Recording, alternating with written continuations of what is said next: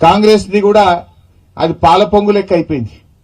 గెలిచిండు, గంట స్పీడ్ గా గెలిచిందో గంట స్పీడ్ గా తుస్సున కిందికి పోయింది. అది జనాలకు అర్థమైంది. ఎన్నికల ముందు రేవంత్ రెడ్డి గారు నోటితో మాట్లాడిండు, గెలిచినాక ఏమాయ 100 రోజుల్లో హామీలు అంటే నొసటితో వెక్కిరిస్తా ఉన్నాడు. ఒకటన్నా జరిగిందా? బాండ్ పేపర్లు వంచిండు, నోటరీ డాక్యుమెంట్లు ఇచ్చిండ్రు, మొదటి అసెంబ్లీలోనే చట్టబద్దత తెస్తామన్నారు, ఇది ఏఐసిసి మాట అన్నారు, ఇది రాహుల్ గాంధీ మాట అన్నారు, మాట తప్పమన్నారు.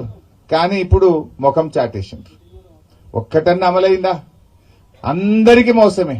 పేదలకు మోసం, మహిళలకు మోసం, రైతులకు మోసం, నిరుద్యోగ యువతకు మోసం, విద్యార్థులకు మోసం. ఒక్కరికైనా 100 రోజుల్లో హామీలు అమలు చేశారా? అక్కా చెల్లెళ్లకు నెలకు 2,500 రూపాయలు ఇస్తామన్నది కాంగ్రెస్. కానీ ఇవాళ 2,500 ఒక్కరికి కూడా రాలే. 100 రోజుల్లో ఇస్తామన్నారు, ఇవాళకి 120 రోజులైంది.